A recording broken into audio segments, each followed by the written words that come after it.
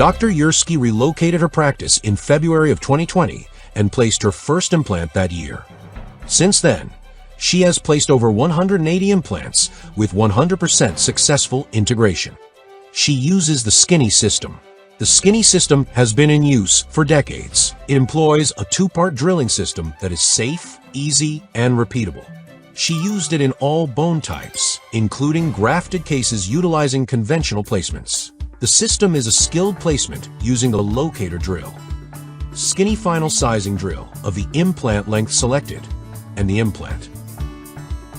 Of note is that the implant lengths in this review are exclusively 10 and 11.5 millimeters lengths. The important aspect of this protocol is to have increased diameters of the greater tapered series on hand at the time of surgical placement. First, determine the vertical measurement of the implant recipient site. Have 3 implants of that length on hand: the Skinny, the 3.7 greater tapered, and the 4.7 greater tapered implants. A fourth implant, the 6.0 greater taper, has been unexpectedly utilized to achieve ideal torque resistance in several cases. One should be on hand also. The horizontal measurement of bone mass can be determined by any means that is desired to confirm sufficient bone mass. Begin the drilling sequence with the locator drill. This establishes the location and the trajectory of the osteotomy. Simply drill to the black line, which produces an osteotomy that is 8 millimeters in depth and 2 millimeters in diameter. Follow with the Skinny final sizing drill of the length of implant selected. This will create an osteotomy that has a shaft of 2.4 millimeters in diameter and a countersink that is 3 millimeters deep and 3 millimeters in diameter. Note the safety and repeatability of this drill, that when drilling, the first stop is the countersink that indicates that 3 millimeters of depth will be required to complete the osteotomy. 3 case types will be shown. The first is type 1 bone or hard bone, such as in the mandibular symphysis. In this case, utilize the Skinny implant.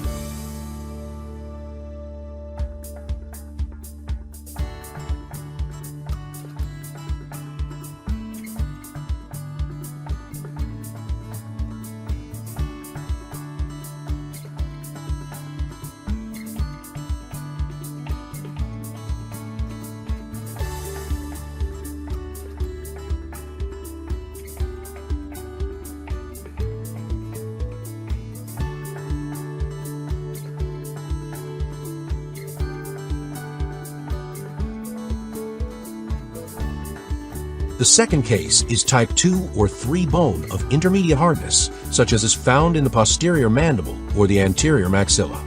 In this situation, select the 3.7 greater tapered implant to achieve ideal torque resistance on final threading. If ideal torque resistance is not realized, just remove the green 3.7 and replace with the purple 4.7 greater tapered implant.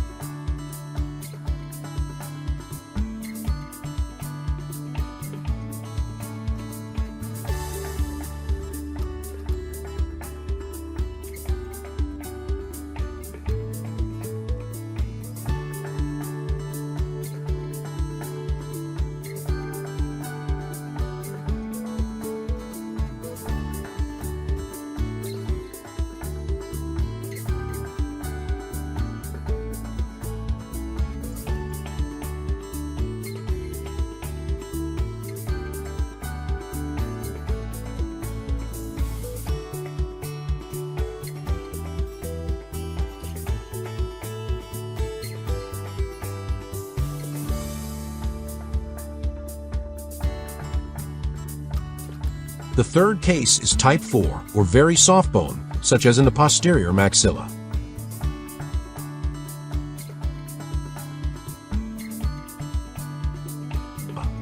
The case illustrated is a tuberosity placement. This will compress the bone to achieve an ideal torque resistance on final threading.